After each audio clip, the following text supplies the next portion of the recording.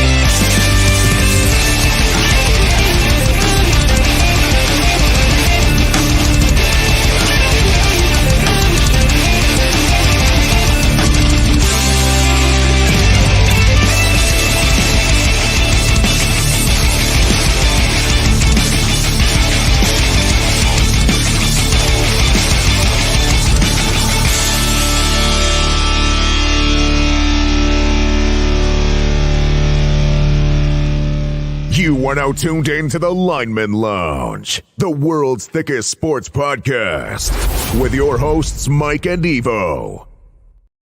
What's down, bitches? This is the Lineman Lounge. I am Mike. That is Evo. It is week 9, but this is episode 200 of this dumb little show that we call the Lineman Lounge.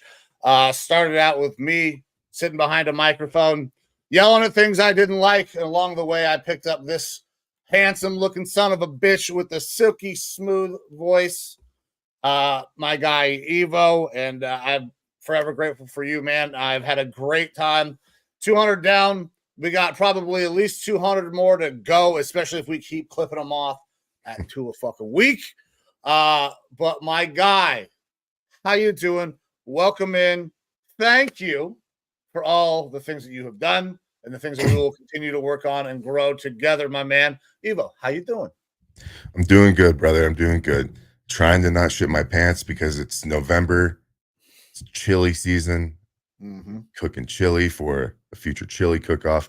But that's not what we're here to talk about. Episode 200. This is pretty fucking awesome. Pretty great achievement. Like you said, you started this thing off. And I like to talk sports too. And I mean, I don't even fully remember how I interjected in this whole thing. I was like, I like bullshitting and talking sports too, and it just kind of seemed to jive and work out well, man. And I'm really glad to be a part of this and the No Sleeves Network and everything that we're doing. It's pretty awesome. It's nice to have our little outlet. It's not always easy, but it definitely ain't tough, man. Like it's more that we're adults and we have schedules and stuff like that and lives and things going on. But it's awesome to be able to have this forum where we can get together as veterans, as friends, as sports fans and stuff like that and bullshit and jaw jack. And I hear more and more from, people that I work with, like, hey, I saw some of your clips and this and that. And it's cool to, know that we're going out there, we're reaching people. And some of these videos, some of these clips are really, really blowing up every now and then. Every once in a while. Get a little energetic. So it's cool to get out there, spread a little bit of the Lineman Lounge fever and hopefully some more from the No Sleeves Network. So I appreciate you for bringing me on and bringing me into this whole thing. And I appreciate everyone who has helped support us on our way to these 200 episodes. Hell yeah. My man, Thank you very much. And if you guys want to interact with the show throughout the show, you can watch us on X, Facebook. We're live there right now as well. Also live on the YouTube. If you are watching us live on YouTube or wherever you are watching, please like, share, and subscribe on the YouTube. We are trying to grow that channel as much as possible. The monetization number is 1,000. We're not there yet. We'd love to get there, but that's going to take work from us. Interacting with you guys, being right, hopefully more than we've been right so far this year. And being able to interact and come to you guys in a fun, exciting way. You're gonna see things that change every so often. But one thing that will never change is we are always going to be ourselves. We are going to be direct. That's what this show is about. We do not work in the minutia. We just fucking cut straight to it. We are going to say the F word a lot, especially me. That's like my favorite. Yeah, fudge. For sure. That's the word. We'll talk about some F words today. Words that you can say, words that you shouldn't say. Because there were some incidences going on around the NFL. But, man, I'm so happy that we're here. Thank you to everybody tuning in right now. If you want to interact, call into the show. You can comment on the videos. Call line is open, 216-800-7223. But with that, my man, are we ready to start diving into the world of sports? We'll get off of the niceties, thanking everybody who does tune in. Yeah, for sure. Let's do it. All right, man. So before we start diving into football, baseball season is officially over. The Dodgers are the World Series champions. Ohtani gets his first World Series. Pump for Ohtani.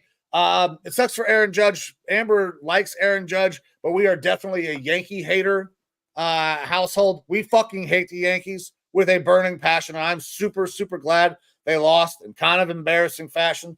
So fuck the Yankees. Is she a fan of The Princess Bride? She is a fan of The Princess Bride.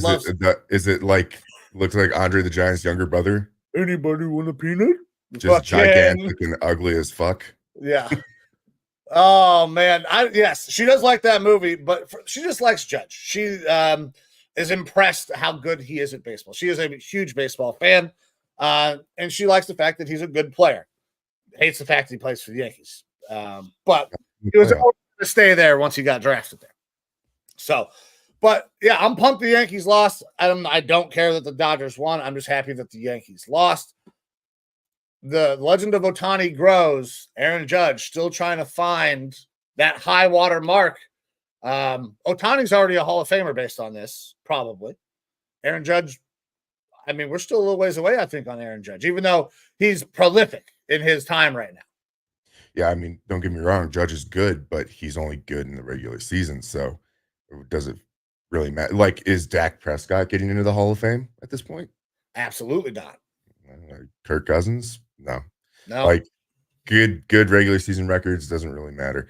And as good as Judge is, like, he has to start setting like historical records to really be in the conversation, I think, for Hall of Fame.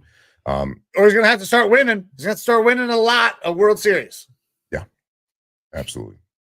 Oh man. Congrats to LA. Seems like that town is always able to find their way into championships. Yeah, well, it's because they got so much fucking money. And there's no cap on it in baseball. Anyways, I'm not going to turn off on that diatribe. We are here to talk about football. Week 9 of the NFL. Week 9 has already kicked off for the week. It did not go the way that we expected it to go. Aaron Rodgers was playing so bad, so poorly, but Houston just couldn't score enough points. They were too beat up. They just could not get enough done on Thursday night. We both took Texans. I thought they might find a way. I thought the Jets would continue to struggle, which they did mightily, especially in the first half. There just wasn't enough juice, in my opinion, on the Houston side. I don't know that the Jets really beat Houston. I just don't know that Houston had enough gas to get to the end with what they did have for weapons. Yeah, it feels like Houston right now is in that injury bug situation that the Rams were in, except for Houston is a more talented team than the Rams. It's just they have no one to fill in these spots. I mean, they're so beat up. Receiver position, offensive line position now, like all over the field. beat up. The one thing that was working for them was that run game. Mixon had yet another really good running game, but beyond that, they could not do anything offensively that was putting points on the board. Extremely frustrating. And then, like you said, the Jets, the New York Packers for the first half were atrocious. Rodgers did not look like he should be out there. And it's not that, I mean, he looked better in the second half, but it's not that he necessarily looked good. It's just like, everything that they should have been doing in the first half kind of started working out. Malachi Corley didn't drop any fucking touchdowns again. And by drop touchdown, I mean have a touchdown and then just let go of the ball. Stupid play. It's insane that this happens every year. I don't know how it continues to happen, bro. Like that's a thing that happens to kids in college when they're trying to be excited about scoring like one of their first touchdowns or whatever, or a high school kid. As a professional, you have got to know better. Like that's not a mistake that gets made in the NFL. Yeah, it has to be like Pee-wee type ball, like taught to these kids. Hey, if you're gonna celebrate, okay, but like hold on to the ball and run through the end zone. Get it into the middle of the end zone, and then you can do whatever you'd like. Yeah, big bungle on that one, but Jets were able to get the win. Couple kind of questionable calls and stuff like that in the game. I know that we've got at least one Houston fan down here that wasn't happy with things, and yeah, it was a rough game. But I was more focused on Halloween at that point in time. So, and the three kids let you have a good night on the Halloween. No, it was so boring. No one comes to our neighborhood, man. Like everyone goes to one neighborhood here in Sierra Vista, the one next to the police station, and everywhere else is just terrible. Like we have kids in this neighborhood. Everyone leaves. So we had 3 groups come by the entire night. So yeah, it's been rough. But our kids got so much fucking candy. We gave like a giant Walmart bag, not the normal size, a bigger version of those from Meijer, full of candy just to the fucking Veteran Center at Cleveland State.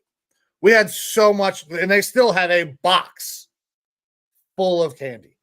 Our neighborhood goes crazy. Shout out to my neighbors across the street, rocking the full-size candy bars. Yeah, man, they went crazy this year. One of the guys that I work with, that I served with, and still work with, he lives here in the neighborhood. They tried to boost our neighborhood up this year. They had the Cool FM who did the little short on us. They had videos on them showing their whole like haunted house walkthrough of their garage and everything. Put it out on blast, full size candy bars, and he was going to Sam's Club and everything. Didn't get very many people. That sucks, man. It's wild. Yeah. It's got to go one of them rich neighborhoods, I guess. Yeah. All right. I guess.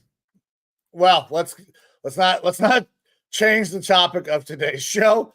We got week 9 of the NFL season. Did not start great for us. I'm going to pop up our picks, kind of show where we have been here recently. Not a great week. Last week, though, I go 10-6. You went 9-7. We're kind of crawling back. I'm 5 games under 500. You're a little farther behind. I don't want to toss you under the bus. Thursday, not a great start.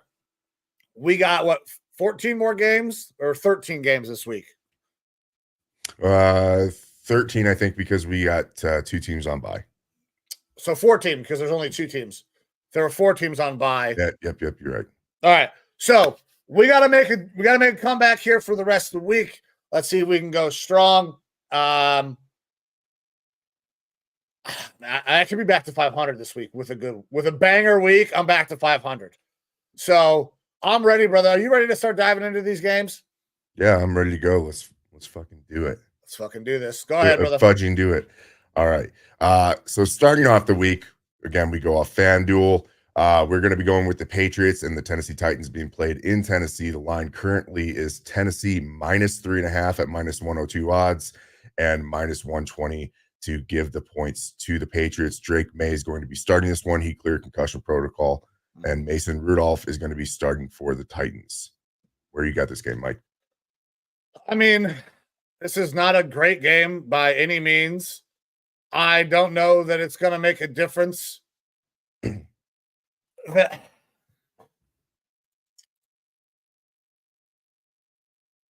These guys are not very good. I don't want to watch this game at all. And I have a hard time picking this game because I don't think it matters who's going to play quarterback for the Titans at all. Mason Rudolph is going to start, sure. Is he going to play the whole game? Or is he going to play like dog shit and get yanked? They have not made any decision, any solid decisions on what they're doing at the quarterback spot. There's nothing definitive for the Titans.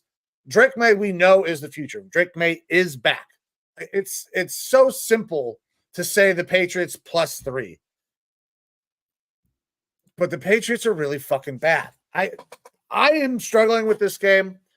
I struggled really badly with this game. I'm going Patriots plus the points just because I know what they're going to do at quarterback. As long as Drake May can stay on the field, we know what's going to happen there. I have no fucking idea what's going to happen with the Titans in this situation at quarterback. So, yeah, I'm going to go Patriots plus the points. Yeah, it was easier for me, man. I'm doing the Patriots +3.5. Vegas basically begging you to take They're the so Patriots bad, though, dude. They are, but May looks a lot better with them. And even when Brissett came in, they were able to win the game. That I definitely like the Patriots better in this situation. The Titans don't have many redeeming factors. Jeffrey Simmons along that defensive line is one of those redeeming factors, and it's the defense. But offensively, really nothing too special. Yeah, Calvin Ridley showed up with Mason Rudolph playing quarterback, and it didn't equate to any points. I don't think it's necessarily going to get any better this week, even with the Titans playing at home. And like I said, Vegas is begging for you to take the Titans in this one -3.5 at -102 odds. I'm taking the Patriots on this one. I feel pretty confident about it. Drake May has been looking good, at least on his legs. I mean, he's shown, like I said, I can see that Josh Allen pathway for him where he's going to develop further as a passer, but having that running capability is definitely going to help him. So yeah, this was an easier one for me.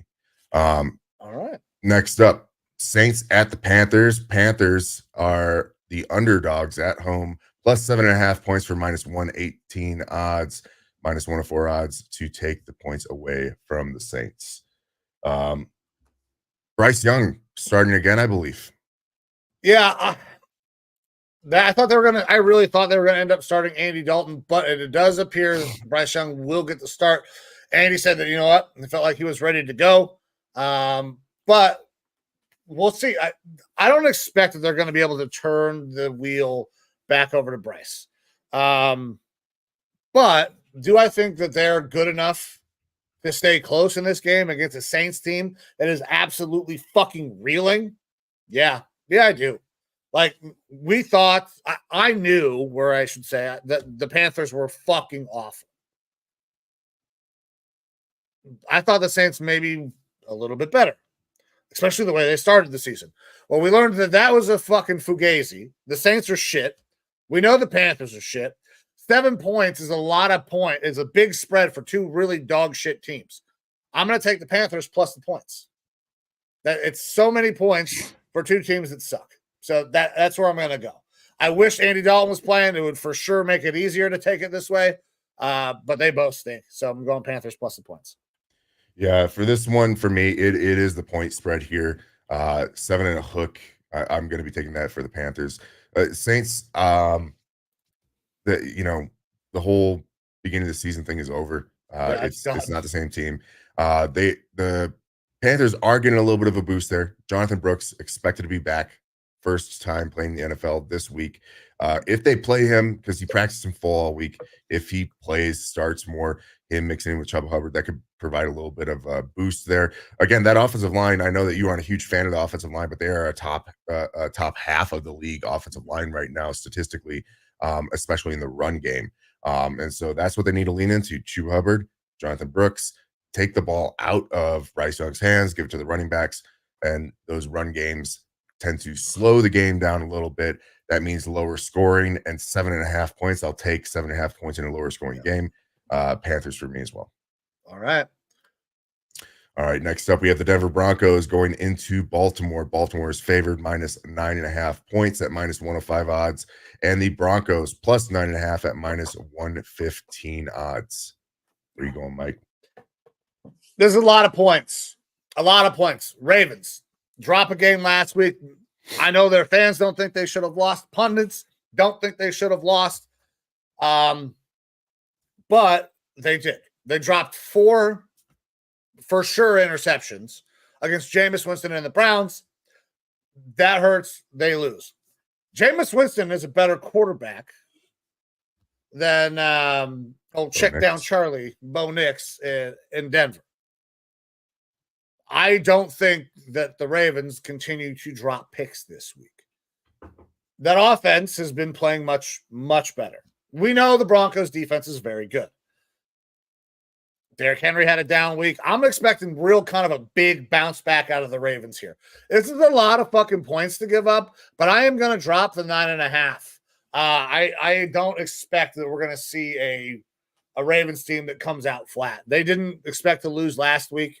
I think they may have overlooked the Browns a little bit last week. They will not do that with a rookie quarterback in Bo Nix. They will attack. They will convert on some of those chances and turn it into turnovers today. So, yeah, Ravens minus 9.5. All right. I'm going Broncos plus 9.5 here. Another one that Vegas is kind of asking, please take the Ravens here at minus 105 odds. Even with that, it's a really big spread. Earlier in the week, I had this at Denver plus 8.5 points, and I was comfortable with it there. So I'm absolutely comfortable giving them 9.5 points here. Knicks, for as bad as he has been, has continually been trending in the right direction these past 3 or 4 weeks. I'm a big Knicks hater, but I can't deny that he has gotten better every week the past several weeks. His turnover-worthy plays has gone down. He is running the Sean Payton system like he's supposed to and not making as stupid of plays. And their defense is just fucking stout.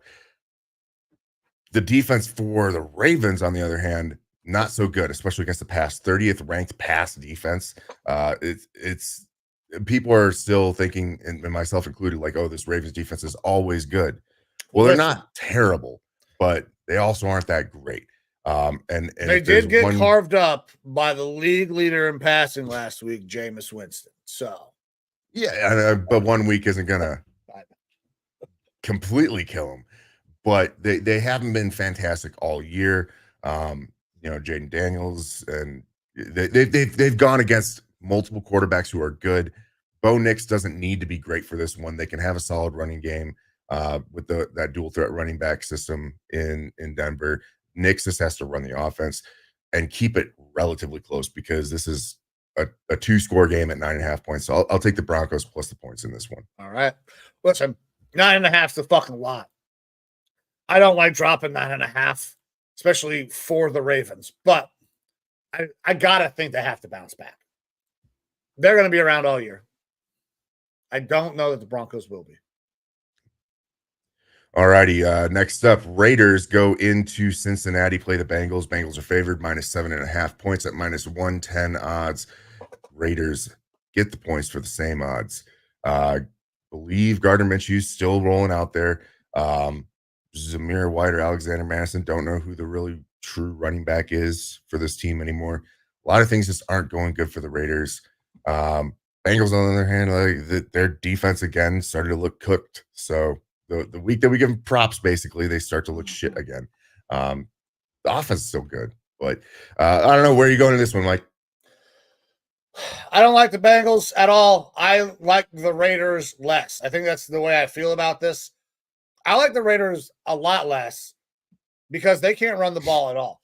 The way you can kind of expose and beat the hell out of this Bengals team is by running the ball on them, grinding out a game, and keeping the ball away from Joe Burrow and that really good Bengals offense. The Raiders can't fucking do that because the Raiders can't run the fucking ball at all. They are terrible at it. They're going to throw it no matter what. I think the Bengals can really kind of hold up in the back end against a team that is not really threatening with a ton of offensive weapons outside of a rookie tight end. So give me the Bengals minus 7.5 against the Raiders. Yeah, I hate this game because I don't feel good one way or the other any way I pick. So with that, I'm going to go with the team that's better, at least on one side of the ball, and I have more confidence in. It's the same thing. It's the Bengals. Bengals minus 7.5. I don't like to take this here. But Vegas is betting along with us on this one. 74% of the bets, 72% of the money are on the Bengals against the spread this one. So I'll follow suit there. Bengals minus 7.5.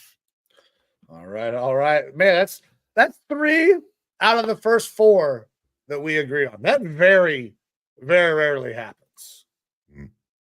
And we don't talk about these beforehand, ladies and gentlemen. I've got all my picks written down here on my phone, so I have rolling. them placed I'm rolling on a with bet as well. in FanDuel.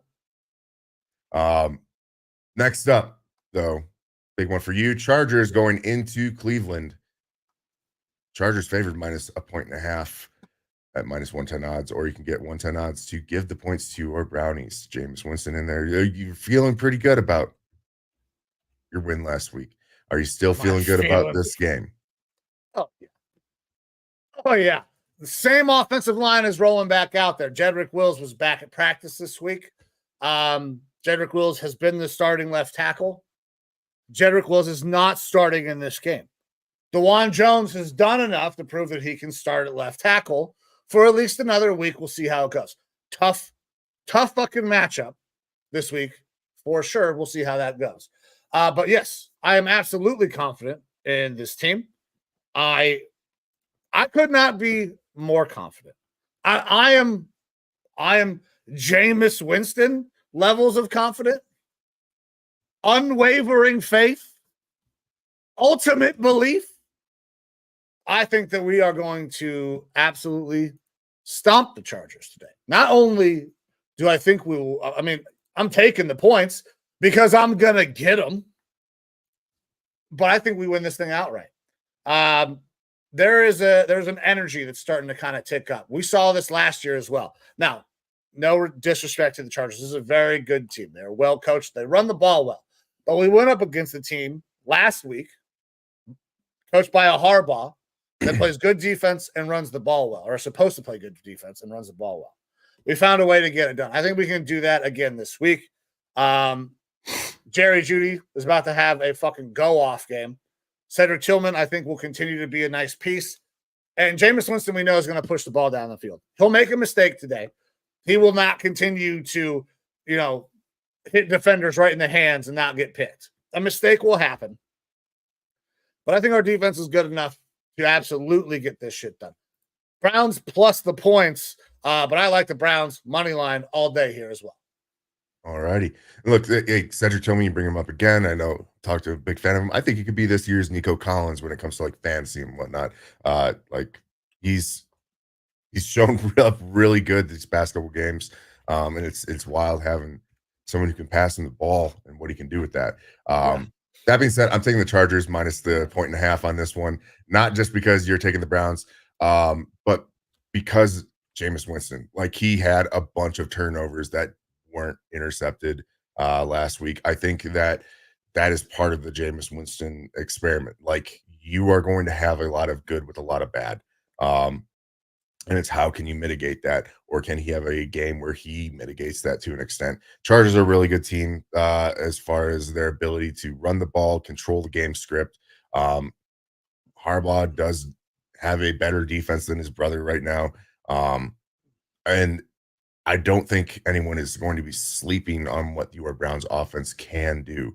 You've kind of seen a little bit of the mold of what it can be with a quarterback who can throw the ball, what those receivers can do. So it's no longer like single faceted, just stop the run and you're pretty much good to go. And Chargers are typically able to keep games a little bit lower scoring. So they are going to be able to kind of hold your defense. They're one of the better defenses out there. We score low all the time. Yeah. And they are one of the better scoring defenses in the league. So I think that they're going to be able to continue that trend. So I'll take the Chargers minus the 1.5 in this one. I don't know why you always got to fucking yuck my yum, Evo. Every week this season, you just got to fucking go against my Browns. Well, maybe week 1 we were on the same. Hey, I've supported your Browns, and they've won games when I supported them. I know. Oh, God damn it, Evo. I was really happy that I broke the cycle last week, that every week that you had gone against me, you were right. I hope that trend continues, but I just got to get you back over onto my side. However, I do love the fact that you continue to kind of bust my balls in that aspect about the Browns, because that's what we do. And it's nothing against your Browns. It's just No, I I gotta know. go with the picks. I would do the same thing for my Vikings, and I might do the same thing for my Vikings. We'll see when we get to our Sunday night pick, because that game got flexed over to Sunday. It did. Next up, morning game of the week for us here. Miami Dolphins and Buffalo Bills. They played earlier in the year. Bills stomped them to obviously almost, was that at retirement? Yeah. If you're a fan, people thought he was going to retire and not play again. But he's back, and he's back to play the Bills. And we're going to see if he wants to take any more quarterback scrambles against this defense. Bills are favored minus 5.5 points at minus 120 odds. You can give those points to the Dolphins for minus 102 odds. Again, this game is being played in Buffalo. Last one was in Miami. Mike, thoughts on this game? Do it. Keep your head on a swivel, baby. Keep your head on a swivel. Damar Hamlin does not want to be the last guy that has died on the football field. Because he got your ass last time. Keep your head on a swivel. I do not want to see Tua get hurt. I don't want to see anybody get hurt. But I got the Bills in this game, man. I got the Bills probably big in this game. I know Tua's going to want to come back and avenge all the shit that's happened. But 5.5 is easy for me to give up right now. The Bills are spectacular. I think Josh Allen is spectacular.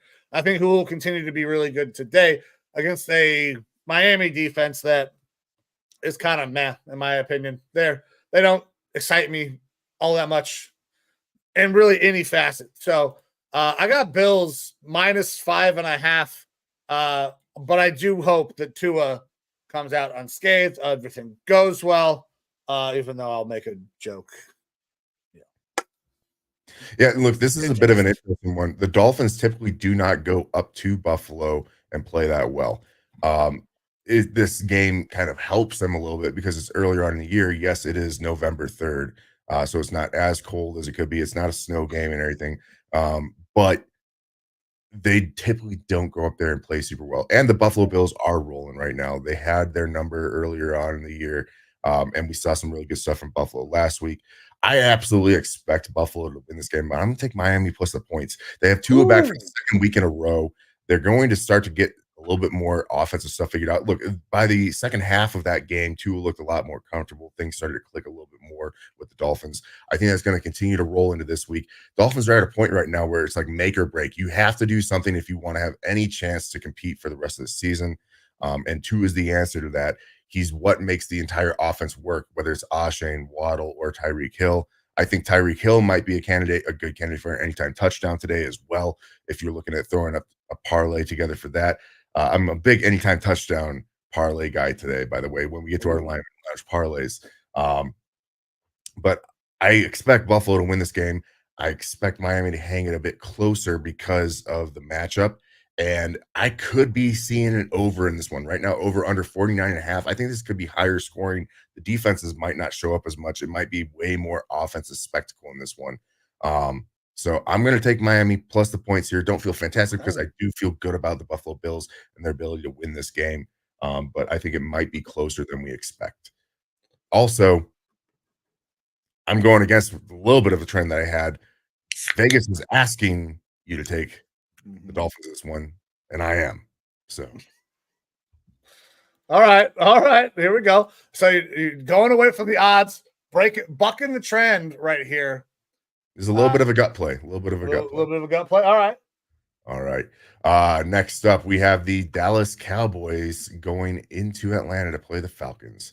Falcons are favored minus 3 points at 118 odds, or give the points to Dallas minus 104 odds. Ezekiel Elliott not making the trip, not in good standings with the team.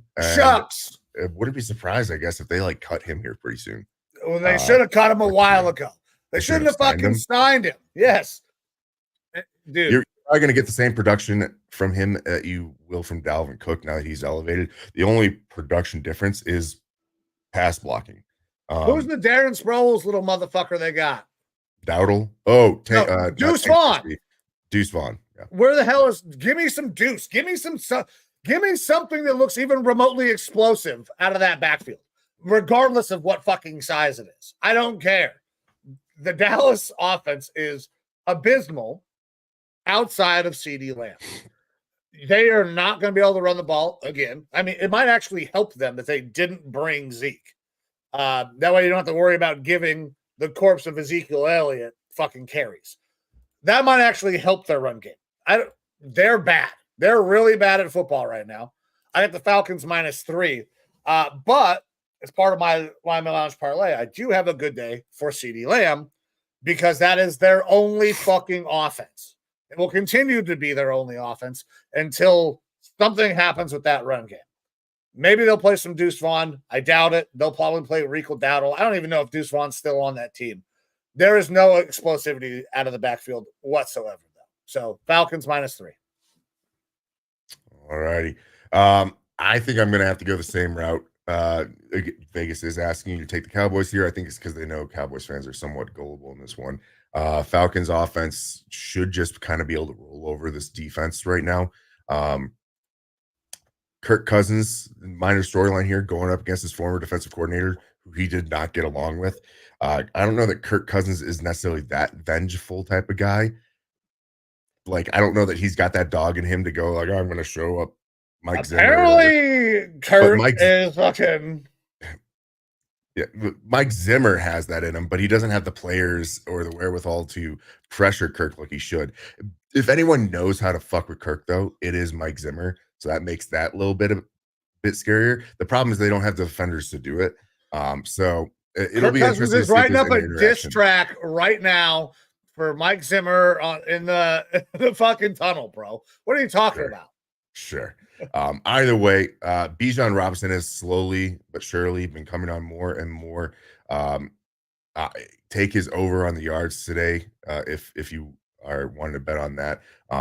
But I'm going to go Atlanta minus the 3 points here. It just feels a little bit safer with how bad Dallas has been playing. But you're absolutely right. CeeDee Lamb, if you want to take him on touchdowns, yards, whatever, he is the focal point of that offense. He's going to get his. He's good enough to separate regardless of the coverage. And so that's definitely a safe play there. All right. Ready for the next one, my man. All righty. Next up, we have the Washington Commanders going into New York, playing the Giants.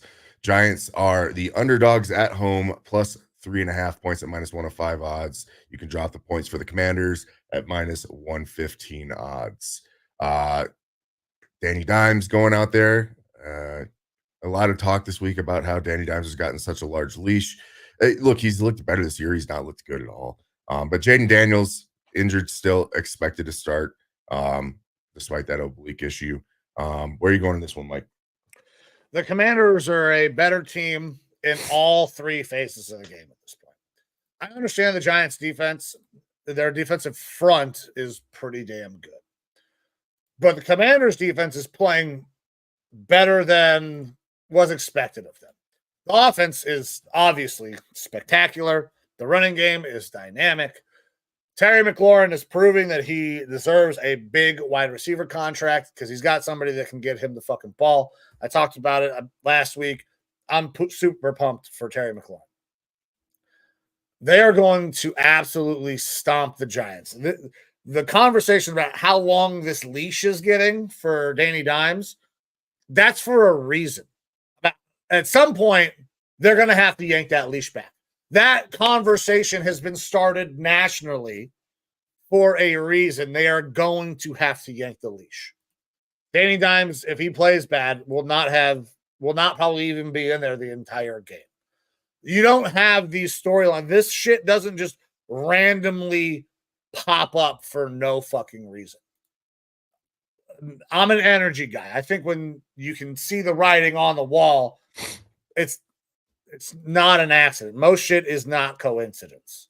So, Commanders -3.5 would be an absolute slam dunk. If you're in a survivor pool, I would fucking hammer the Commanders. All right, I'm taking the Giants plus 3.5.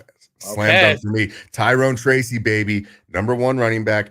going up against a bad rush defense. He's going to have himself a good day. Also, Danny Dimes has done all right when he doesn't have that pass rush. What pass rush does Washington have? They don't have one. Yes, Andrew Thomas isn't playing for the Giants. He's out for the year. That's their best offensive lineman. That sucks. But Danny Dimes, when he doesn't have that pressure, has been spreading the ball around pretty well to Darius Slayton, Malik Neighbors, and Wan'Dale Robinson. Like, they've made that work on offense. I think they're scrappier than people expect them to be on offense. And then, yeah, the defense, that front seven, very good. Come on, Sexy Dexy. Like, if they get trade, or if the Giants lose, I want us to make that trade, bring them on to the Vikings. I'm sure with us in the future. Even if it means 2 first-round picks, I'm down for it. Either way, I like the Giants to keep this one closer than it was expected. Earlier in the week, it was at plus 4 points. I like that a little bit better, obviously. But I'll take the 3.5. I think it's going to be closer than expected. Divisional game here. Divisional game somewhat closer. So I'm taking the Giants plus the 3.5 points. Okay. That's not what I expected at all out of you, but I'm okay. I mean, so we started out, we were on the same page. Yeah. And then we're like, nope, fuck that. Fuck that. Right now, too much of the money and bets in Vegas are on Washington because it feels like that slam dunk, right? This is a trap game. This is a trap game. 83% of the bets, 80% of the money on Washington in this game is a trap game. Trap game. Evo calling trap game. All right.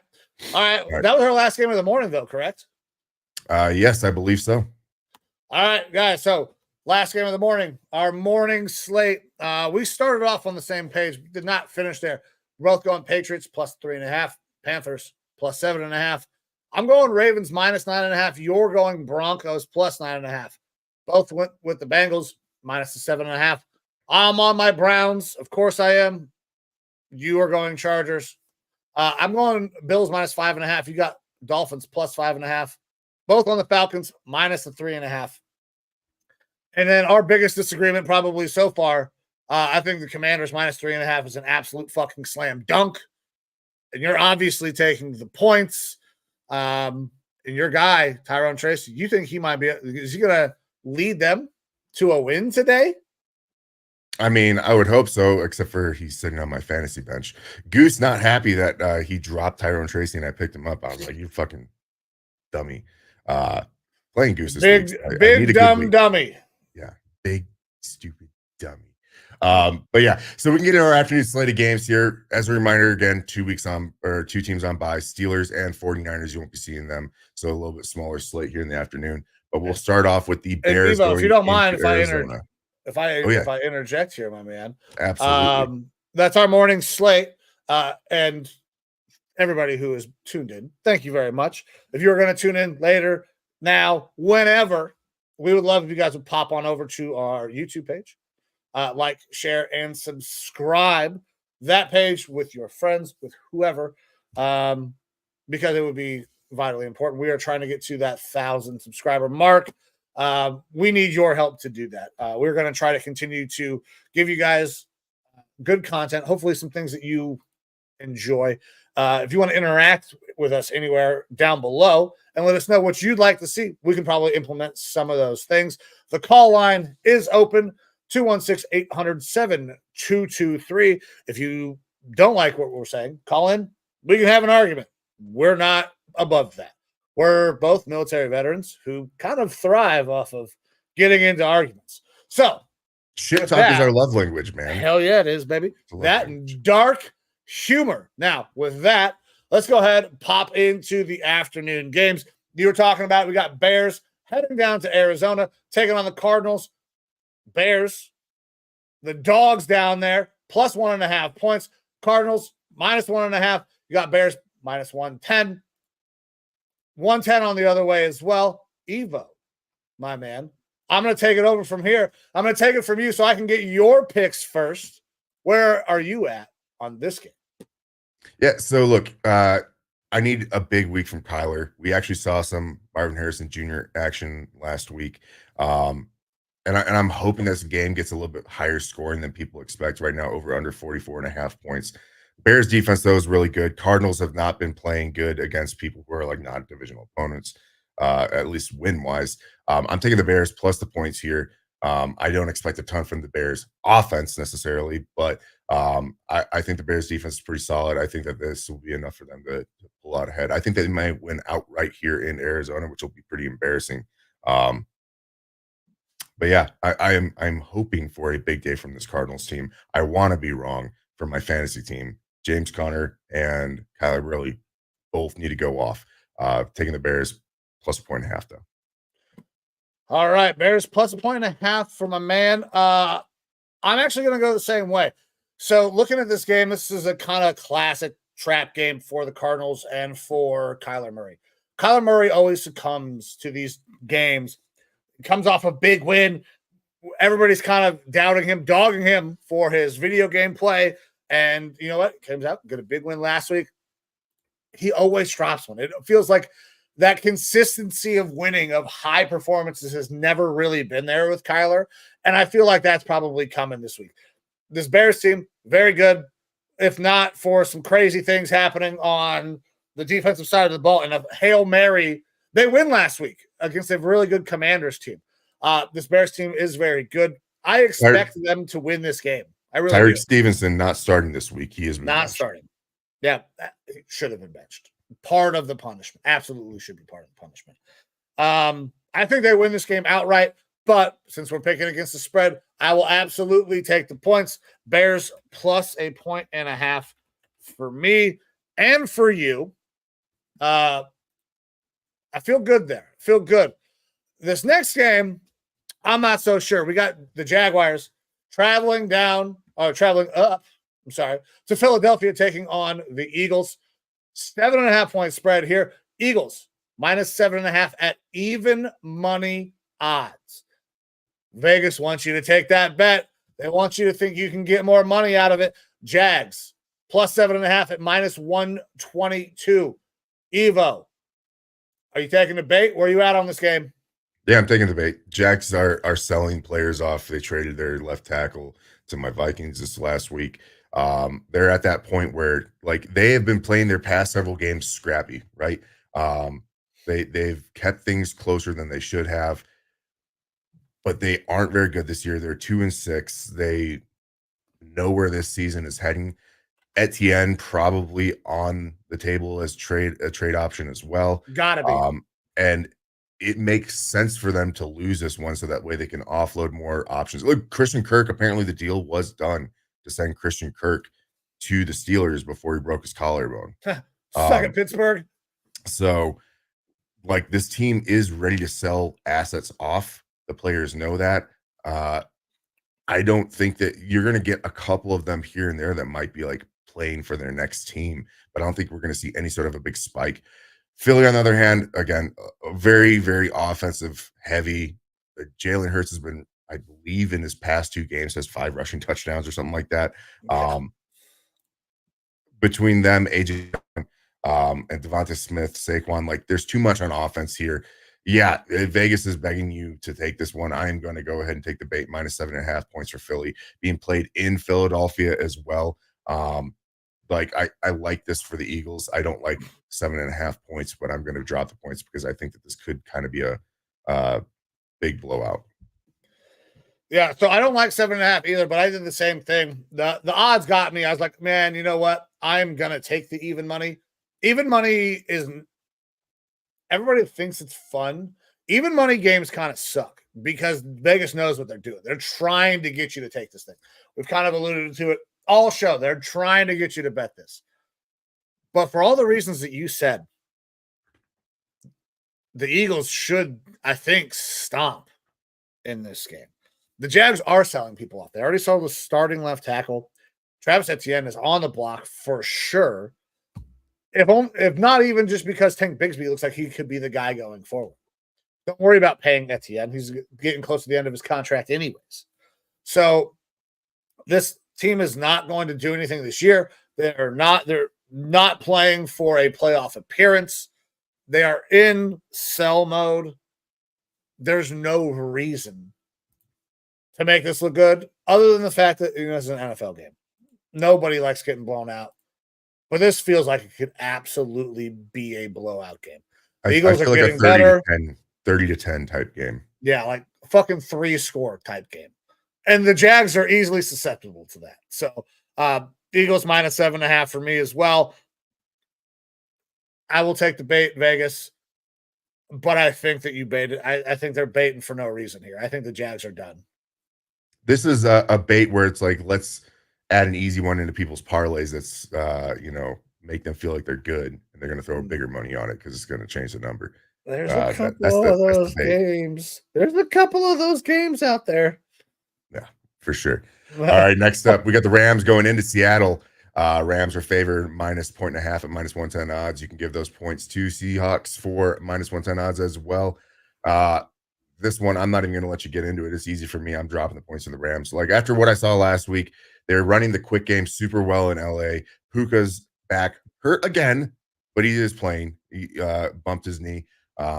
Cooper Kupp also out there again. Look, with the two receivers and that running game from Kyren Williams, that offense is really good with the quick game. Seahawks have just been kind of going the opposite direction. They are injured. Defensive line is not good. The offense does not look to be clicking at all, especially that run game. Look, the Rams defense, I don't think that they're that special,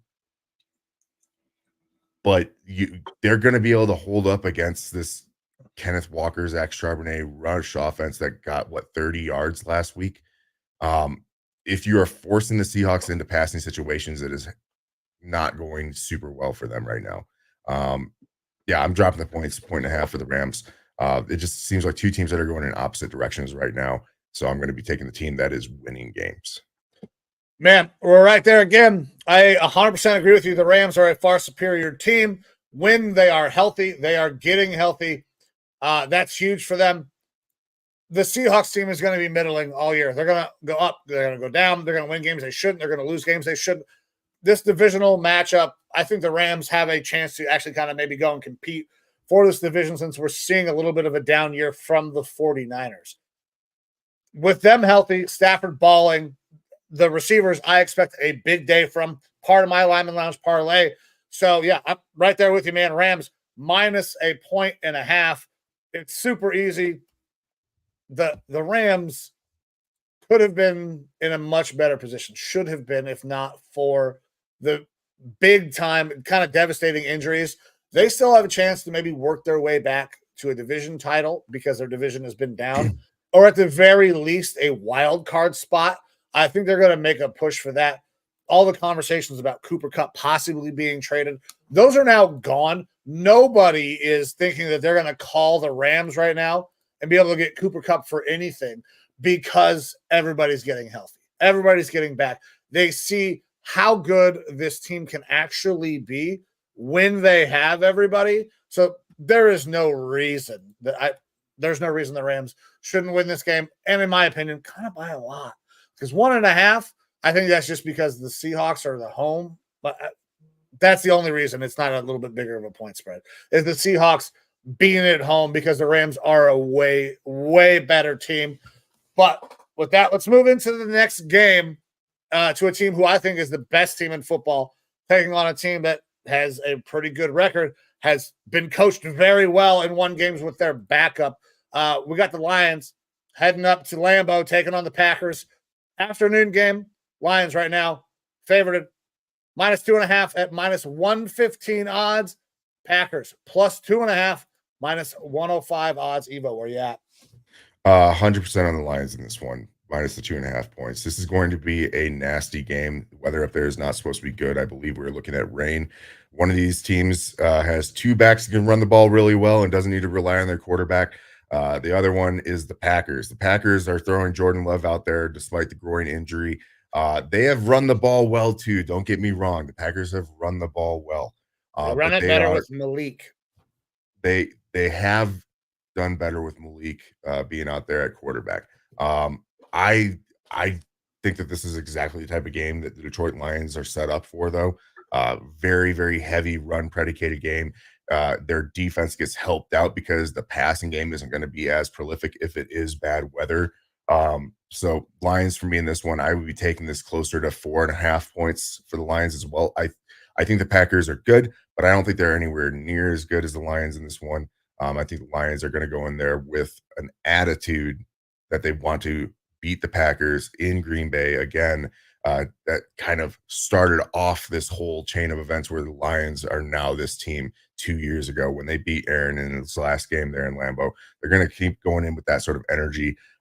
So I'm taking the Lions minus 2.5 points. Easy. All right. So I'm also going Lions minus 2.5 points, but I do have some reservations about it. You bring up the weather. The weather is not supposed to be good. And I agree with you that the Lions are a gritty, hard-nosed team that can run the football. I don't think they will have a problem with that. My question only lies with Jared Goff. He's not playing in a dome. Not playing in the dome, playing outside in the weather is not Jared Goff's strong suit. So that maybe keeps this a little closer. You brought up 4.5. That might be a little rich for me. I would go up to 3. I would go up to 3 just because the outdoor game, bad weather game for Jared Goff. I expect the Lions to win, expect a heavy run game. Jared Goff will probably throw the ball less than 20 times in this game, and the Lions should come out with a dub, in my opinion, by 3 points. That's right where I see this. As of right now in Green Bay, it's 50 degrees, 88% precipitation, light rain happening right now, light winds. So the field might be sloppy at worst if it clears up. But as of right now, it is expected to be a wet weather game. And if they do throw the ball more than 20 times, I don't feel like we should count the jet passes. That will almost certainly go to Amon-Ra. Just because whenever you got those slick conditions, getting people in motion and running on the move, it's harder for everybody to catch up. We'll see if anybody utilizes that. But yeah, I'm going Lions minus 2.5, man. I think it could, if this was a normal weather game, playing indoors or whatever, way bigger spread. Jared Goff outdoors in the elements is a little concerning for me, but I still got to drop the points. All righty. Sunday night, my Vikings got flexed into Sunday night with the Indianapolis Colts. Colts coming into Minneapolis. Vikings are favored minus 5.5 points at minus 110 odds. You can give the points to the Colts for minus 110 odds as well. Big storylines here. TJ Hawkinson back starting for the Vikings. We get the Hawk back. Also, Flacco is the new starter and long-term starter going forward. Yes. At least the rest of the season for the Colts. Anthony Richardson has been benched so he can catch his breath. Yeah. So before we start diving into the bets of this game, we're only an hour in. We still got a little bit of time before game start. Let's talk the Anthony Richardson situation. We've talked about it a little bit already. I said that there was on our last episode, I don't believe it had come out that he had been benched. I said that Anthony Richardson should never play another snap for the Colts. Now we know that he has been benched for the foreseeable future. I cannot envision a scenario where Flacco has to give this thing back up unless the team just absolutely tanks. But Flacco's kind of in a position where he knows how to do this. He did it last year with the Browns. And I stand by that. I don't think Anthony Richardson's career should be over. But he can't play for the Colts again because of what happened. He should not have come off the field. Taking yourself off the field in that situation was terrible. No quarterback at any level should consider doing that. 3rd and goal, division opponent, conference opponent, whatever, like a big-time opponent, you can't do that. But the Colts' decision to bench him for the remainder of the season is also a finality of decisions. Because what do you do now? Do you bring him back in next year? And what happens? He had better perform immediately. You have now set the fan base up to think that Anthony Richardson is not going to be able to play football. I think that you are going to have to move on from Anthony Richardson at some point because I don't think it works where you bring him back. Same thing with the Bryce Young scenario, even though that's kind of happening today, only out of necessity of injury. The performance, being pulled for performance or lack of performance is a completely different scenario. I think what the Colts did was the right decision, but they need to they're going to have to move on. Where are you at on this, my guy? I mean, it's the right decision for the Colts if they want to win games, for sure. And I don't think that you're getting any sort of positive development from him being on the field, from Richardson being on the field at this point. I don't know if they have to be done with him. Like, the writing does seem on the wall. And if you go based off of recent history with NFL teams, this is the signal that Anthony Richardson's time with the Colts is probably done. But go back to my guy, KOC's quote, teams fail young quarterbacks before young quarterbacks fail teams. Well, it's kind of a little bit of both in this one, because he definitely failed his team when he pulled himself out. Not that he was doing good, but like, you don't pull yourself out in that situation. He was failing his team with that specific action. That being said, like, all the things that we saw from him in the draft process of the incredible arm, the athleticism, it's still there. His accuracy isn't there. His footwork isn't good. I feel like if they are pulling him and playing Flacco for the rest of the year, that they needed to have had a good plan with this for it to work out, and it could be okay for them going forward. You need to pull him and say, hey, look, be honest with yourself. Pulling yourself out of the game, not good. Look at how bad you are throwing the ball right now. We need to fix this. And putting you out on the field, it's just like with golf. You're not supposed to go fix your golf game out on the field, right? Or out on the golf course. You're supposed to practice and then implement the range. They need to take the pressure, be like, don't think about the fact that you have to play a football game right now. Pressure is off. Get someone who is a quarterback guru to just sit with him and hammer in every practice the footwork and the fundamentals, and break the bones that he had in college of how to play football in the quarterback position, and remold those into a good quarterback. And maybe you get something a lot closer to a Justin Fields by this time next year, which would be great compared to where we're at. Because Flacco isn't the long-term solution for this team. He might be the solution for the rest of this year, but Richardson is a first-round pick. He's still on that rookie quarterback. If they want to take their shot at another quarterback, they can, but you still have a guy that is moldable and workable here. And Shane Steichen is a guy that was able to do this sort of work with a Jalen Hurts, who is a better passer. Yeah, I would say let's not I don't think that is a fair comparison that Shane Steichen did with Jalen Hurts. We're talking about they are two drastically different throwers of the ball, though. Absolutely. I'm just talking dual threat quarterback wise. Like, he knows how to use a dual threat quarterback. Right now, you have a single threat quarterback in Anthony Richardson, but a guy who could develop into more of a dual threat, more like that Justin Fields types, where you're not ever going to be a prolific passer. You're going to be more of a running type of quarterback, but you can make throws when you need to. I think that if they work with him long enough, they could possibly develop something out of him.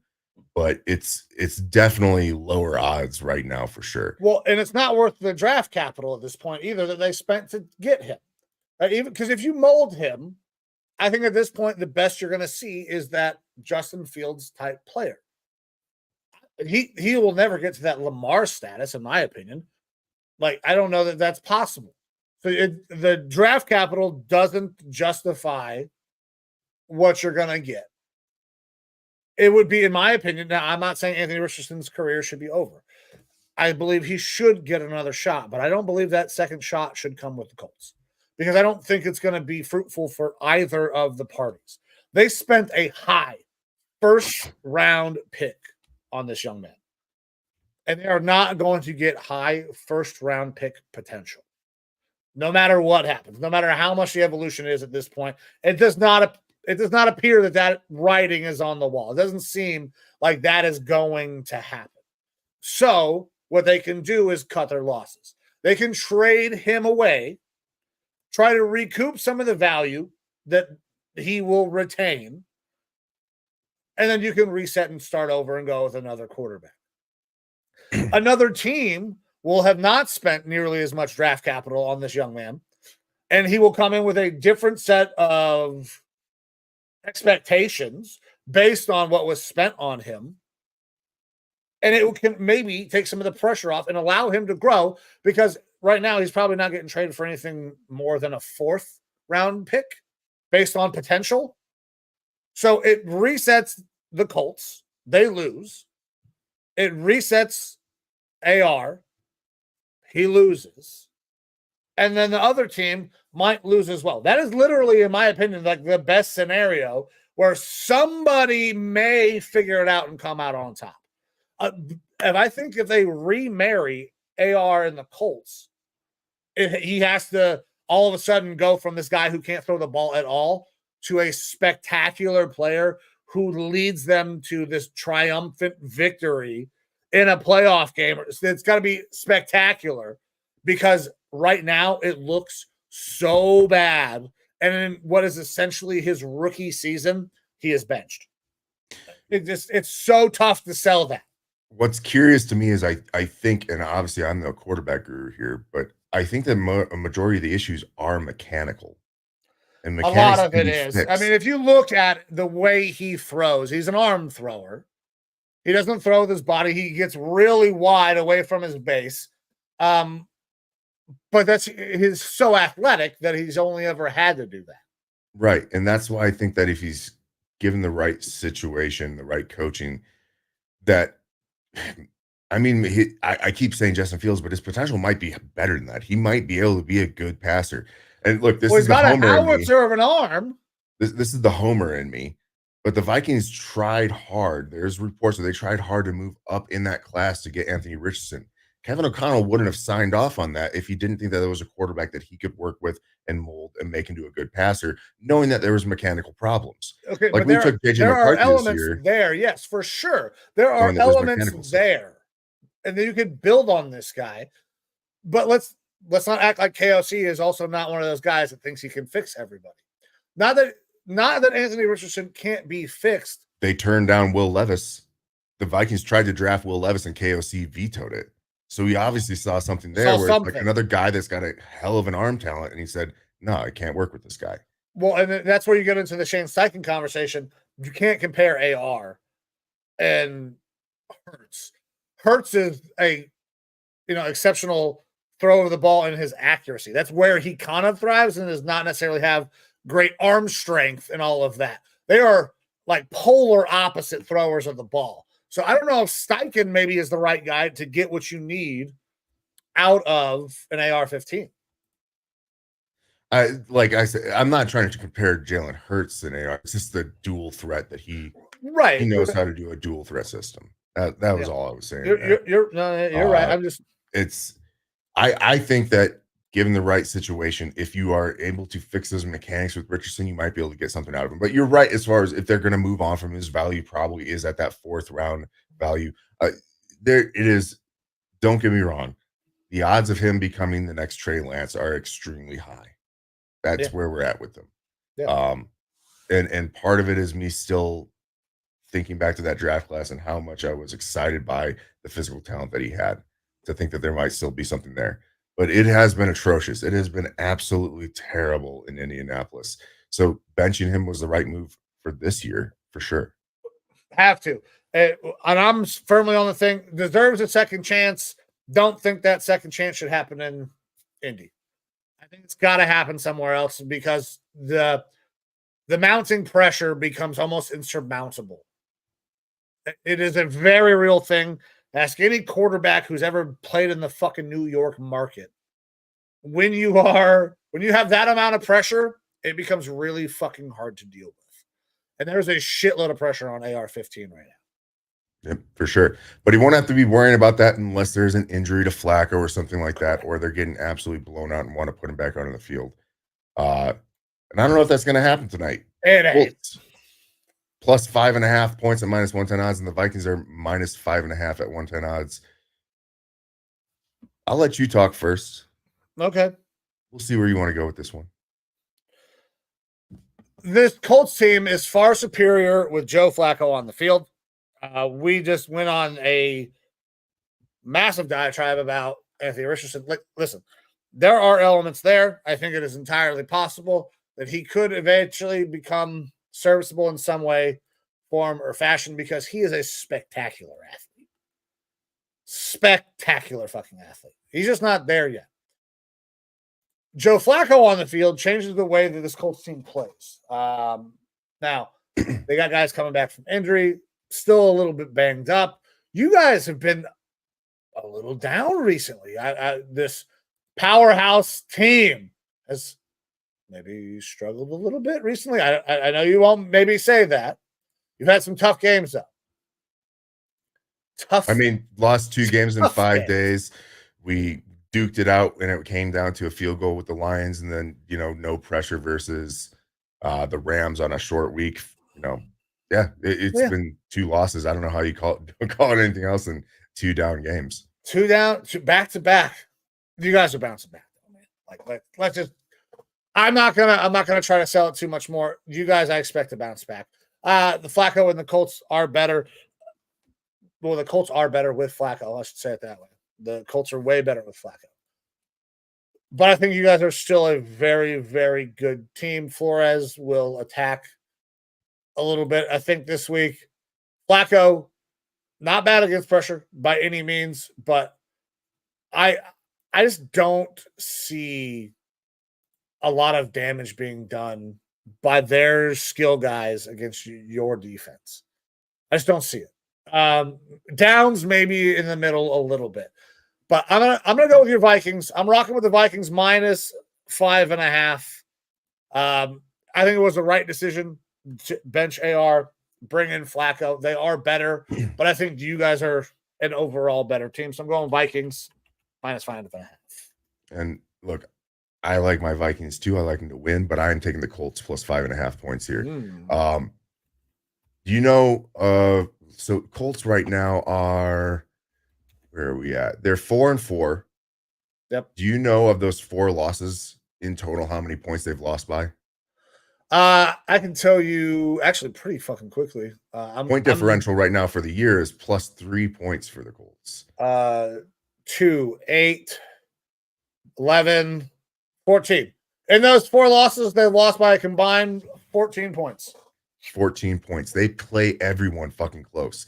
As bad and as much as we dog on this Colts team, they've played everyone fucking close. They don't have a good defense, and that's what's going to be susceptible with the Colts today.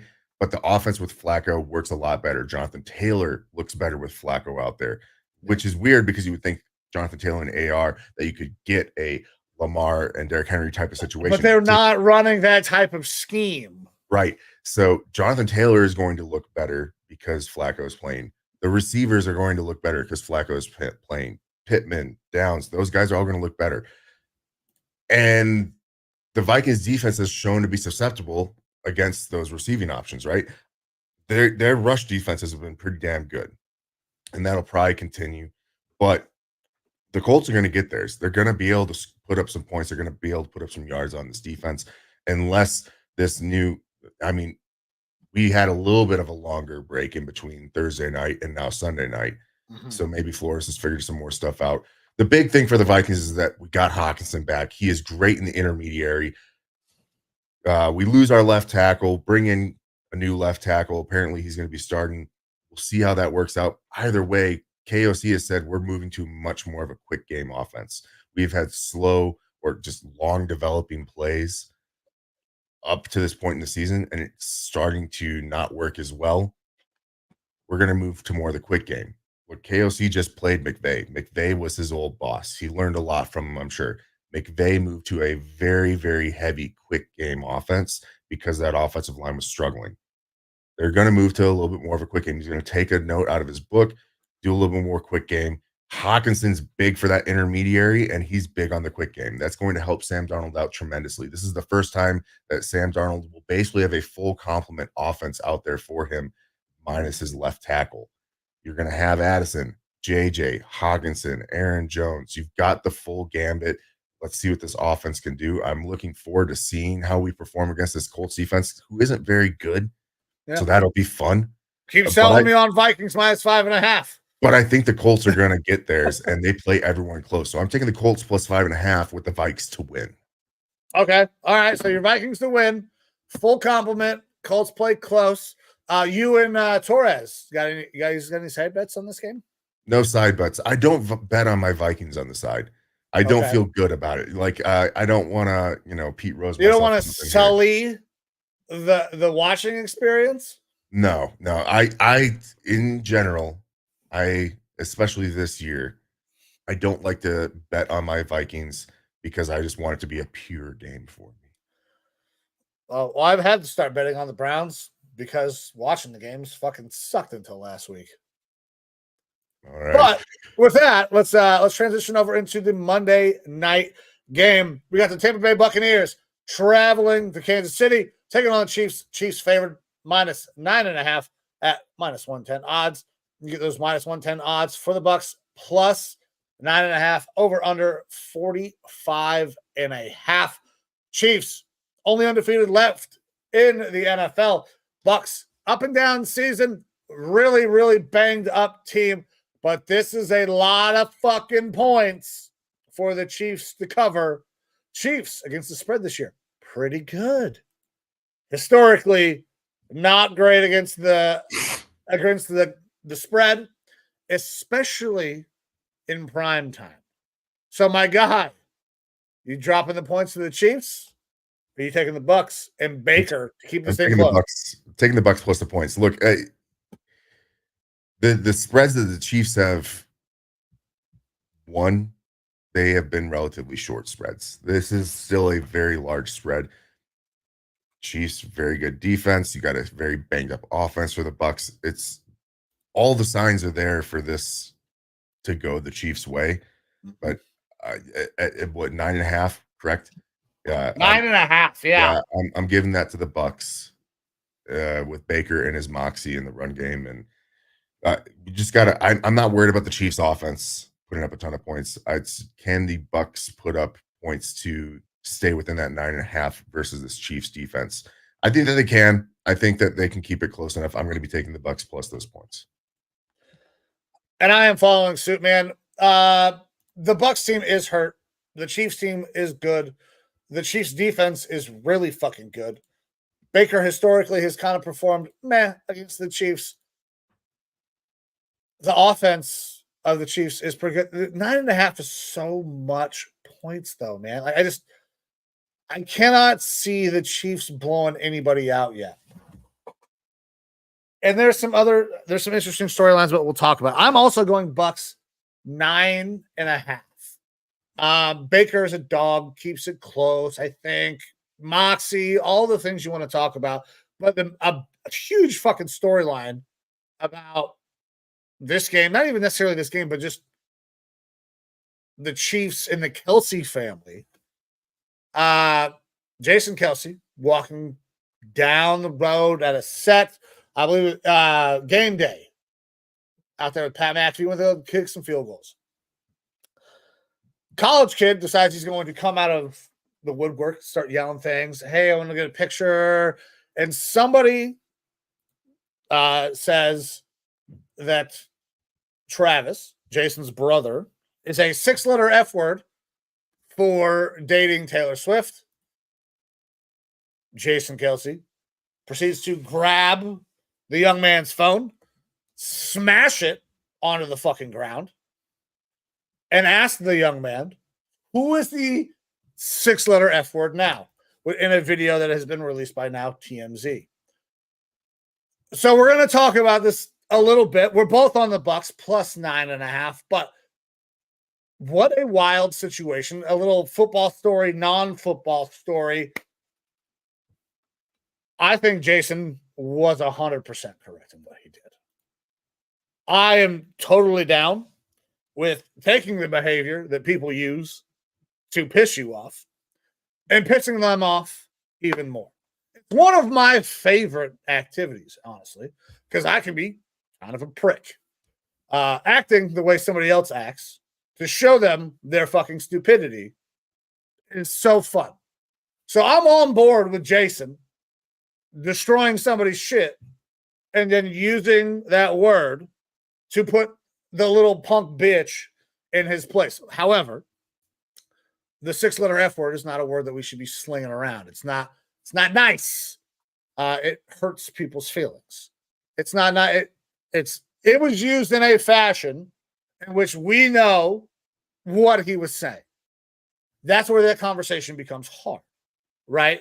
Because we know he's not saying it to be derogatory towards that group. He's using it to piss off the dude that used the word in an inflammatory way. I am on team Kelce for smashing and destroying dude's shit and for throwing that word back in kids' face. I want to know where you fall on this, because this is it's going to become a hot button issue. He used the 6-letter F word, several times in this video released by TMZ. I mean, sometimes you have to show people that are stupidity for them to recognize it. Where are you at on this, my guy? I believe in freedom of speech. Look, if I'm Kelsey, I'm reacting the same way. That's how I'm going to defend my brother, probably. And I don't fault him at all for that. The kid with the phone, at the end of the day, probably wins out of this, because all you're hearing is Jason Kelsey. You're not hearing that kid's name. He's not becoming necessarily famous. He's going to get a brand new fucking phone and possibly a lawsuit. He's possibly going to get emotional damages and things like that out of this, if he wants to bring up charges, and he'll win that. He'll win a settlement outside of, because like the aggressor was Kelsey in that, despite the fact that he was being pestered, the kid ends up winning. Right. Yeah. But I don't blame Kelsey at all for his action. I don't think he should get in trouble for saying the word, because freedom of speech, who cares? I could care less.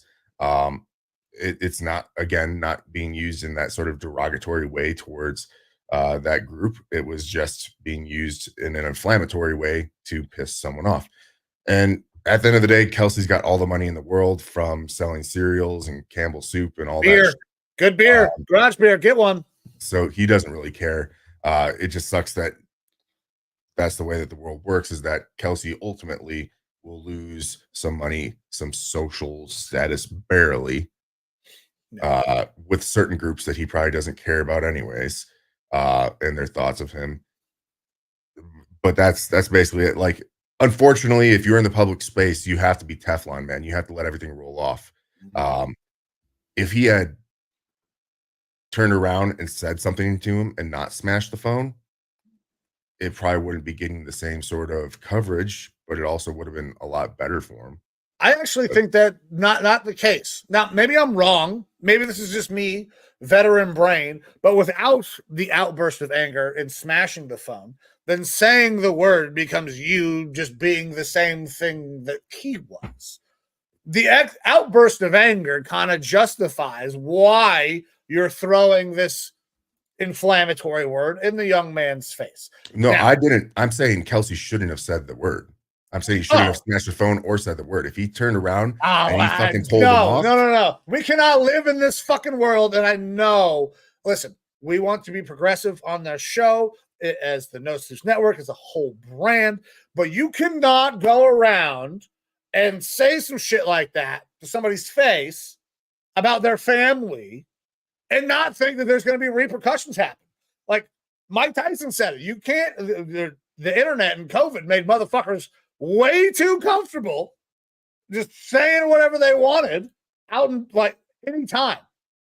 Jason Kelsey is a grown fucking man, played in the NFL and moved other grown fucking men around for a living.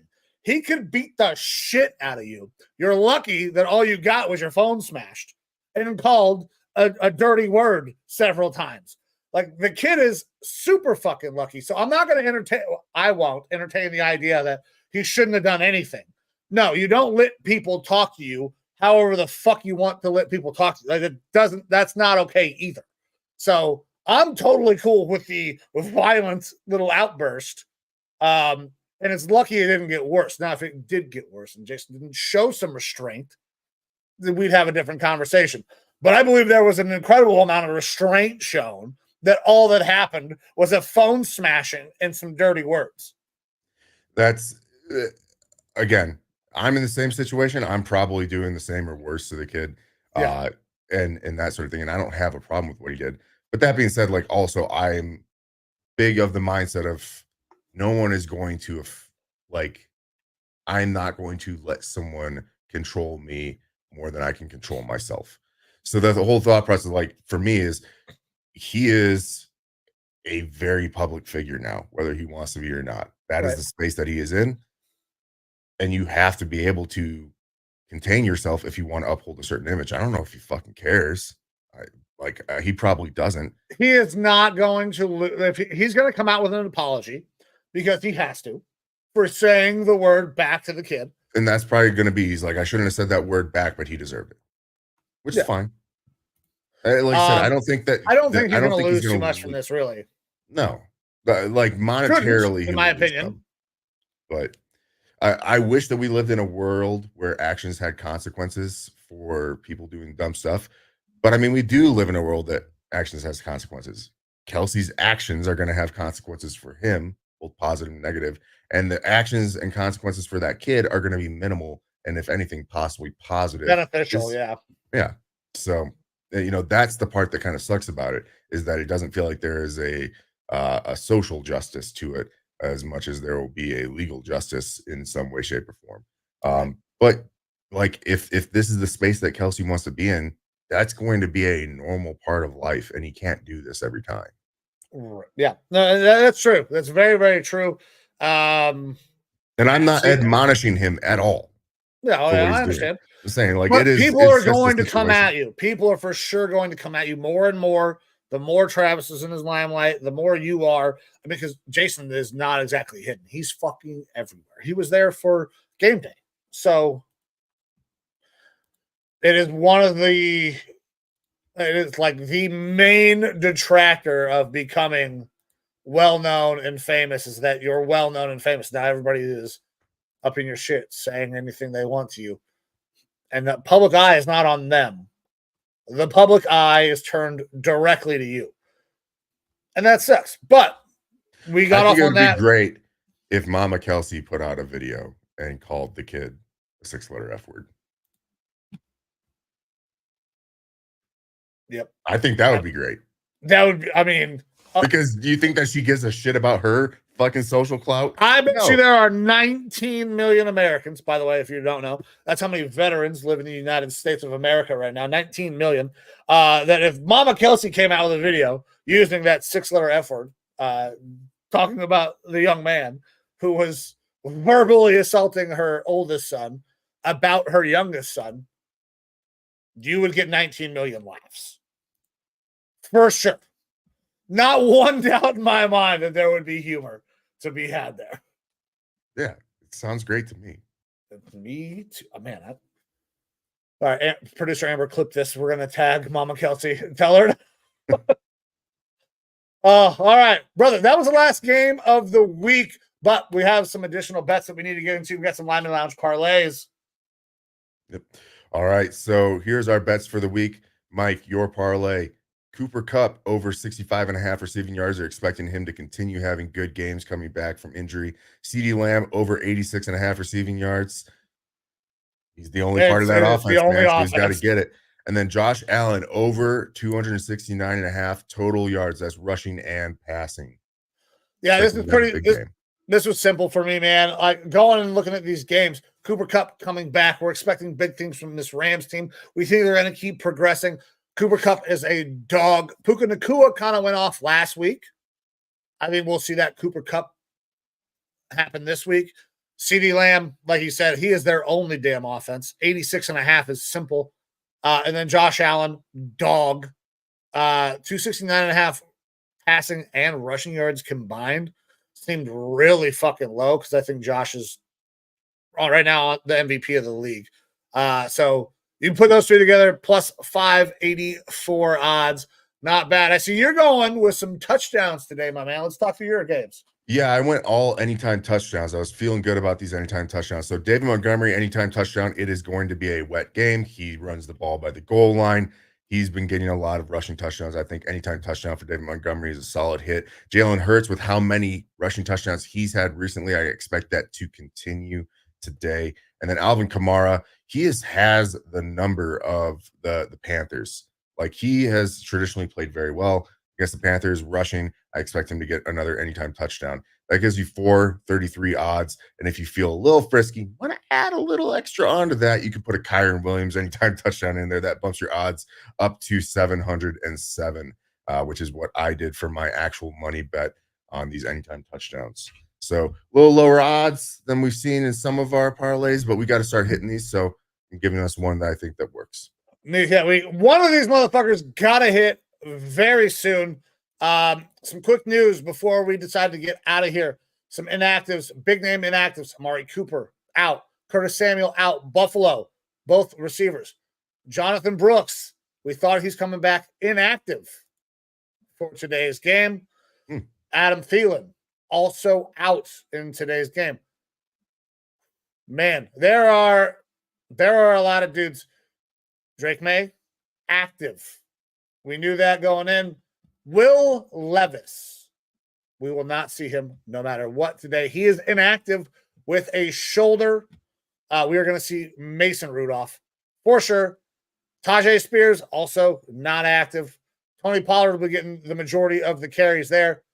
Brian Robinson Jr., this hurts for me, will also be inactive today with a hamstring. Some 4 o'clock games. We're not 100% sure on these yet. Jordan Love, still questionable. Josh Jacobs, still questionable. So is Tank Bigsby.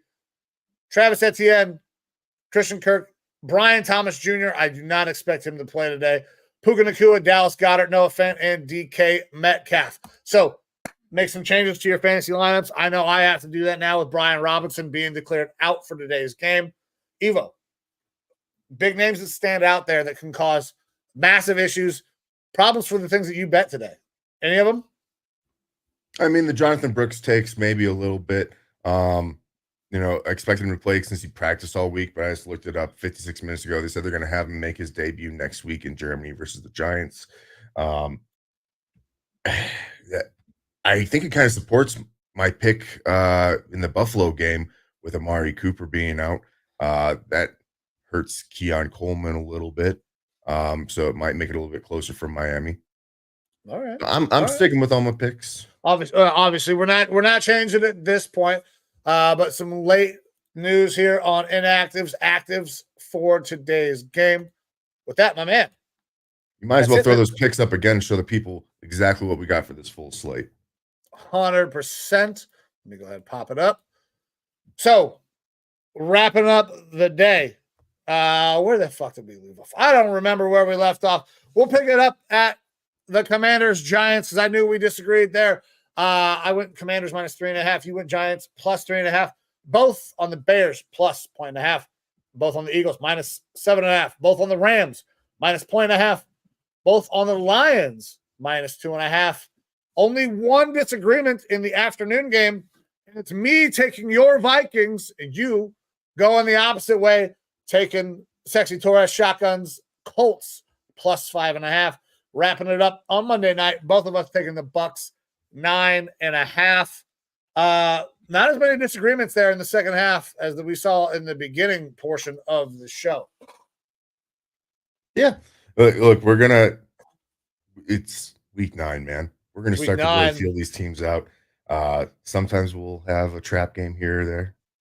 Yeah, well, there were a couple of games that Vegas was definitely setting up for trap games. Listen, I'm close. I am close to a 500 record. You're a little farther away, but I feel like that's got to be our no bullshit landmark at this point. We got to get to this 50% mark. At this point, listen, our afternoon, I hope we're all on the afternoon games together. I hope one of us fucking hits every game. So that way, if somebody gets the stones to play them all, they hit a shitload of money. But let's have a big week here. Let's work back towards this 500. Otherwise, I don't know if anybody's gonna fucking listen to us. We keep betting it under minus 500. Hey, it's a different year for us. We did a different way of betting last year, which is why stats were so good. You got to figure out the spread game. Got to figure out. Not my game. We'll figure it out. We will absolutely figure it out. But with that, my man, we got anything else that we want to go over before we get out of here? No, I don't think so. That's episode 200, brother. Episode 200. Guys, thank you very much. If you've been rocking with us from episode 1, or if this is the first time you watched us at episode 200, thank you. Any amount of time that you spend with us we're forever grateful for that. Time is the most valuable thing that you have. You cannot get it back. So anytime you spend some of that valuable time with us, we're forever grateful. I am Mike. That is Evo. Interact with the show anywhere below at X at Lineman Lounge, the Facebook, TikTok, Lineman Lounge 2.0. The first one got banned. The call line, which is over on Evo's side, is now closed. And then if you guys would not mind, one last time, head on over to the YouTube. Like, share, subscribe. We are trying to get up to 1,000 subscribers. We would love the ability to monetize this. The more money we make, the more money we can dump into this thing, because this is what we want to do. But with that, we're going to get out of here. Evo, thank you, my man. 200 episodes. Give the people one last word. Oh, thank you to the people for 200 episodes and sticking with us. We appreciate you. Absolutely, guys. Thank you very much. I am Mike. That is Evo. This is the Lineman Lounge. We're getting the fuck out of here. See you Tuesday night. See ya. Yep.